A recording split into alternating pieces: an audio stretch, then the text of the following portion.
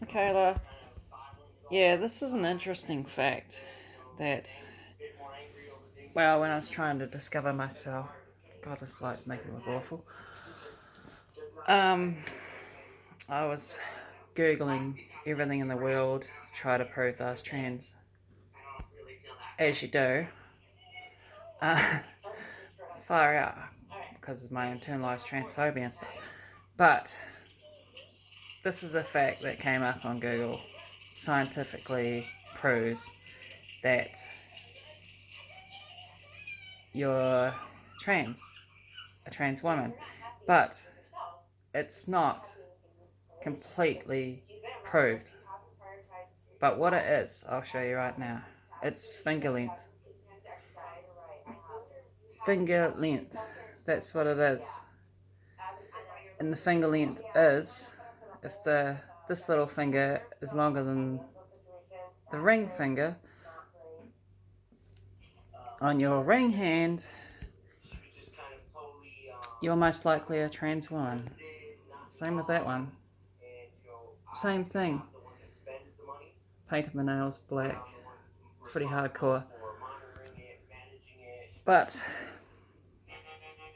I mean, this is like scientific evidence that someone's come up with.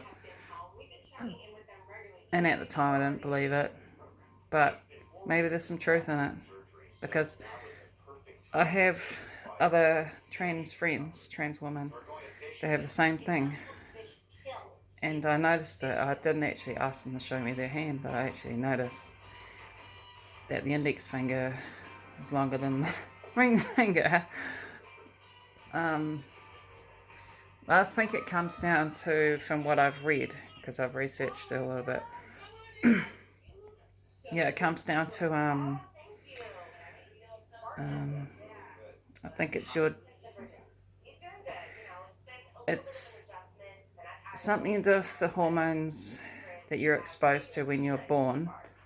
Um, if you're exposed to more estrogenic hormones, then you should have been born a girl, but somehow you got born a guy, just in a split second. And apparently that's how trans women are.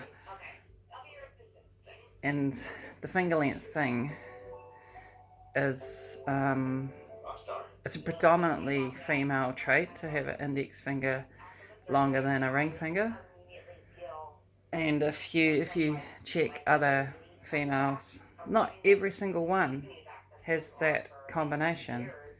But if the finger length is the index finger and the ring finger, if they are the same length, then it can also mean your feminine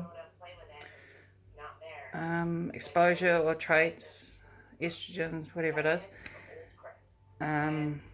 But it's really funny because I've asked to see a lot of men's hands just out of interest, and they have a predominantly longer ring finger.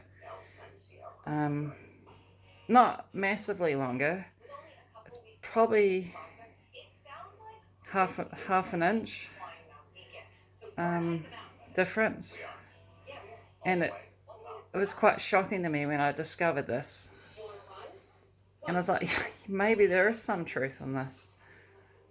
I don't know, it's bizarre, but it's just like, because when you're trans, you sort of research everything about being trans.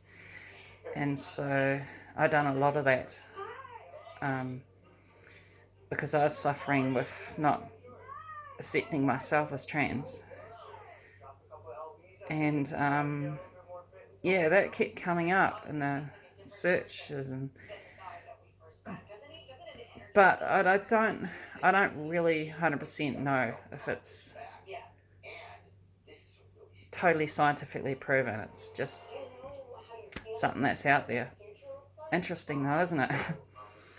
um, so I've booked in surgery for my forehead. I'll be getting this done in, like, my necklace, 4 weeks time. So I'm excited about this. It's good. 4 weeks, not long, and I'm scared and excited. So my mum's coming with me, and we're flying up to the North Island, New Zealand, to meet a amazing surgeon. And yeah, I will do some posts on how it goes and how the healing is and what the scar's like and all that sort of stuff, because it's quite important for other trans women. But I'll get going now. Gonna go to bed. But stay safe and do you, and see you on the next one.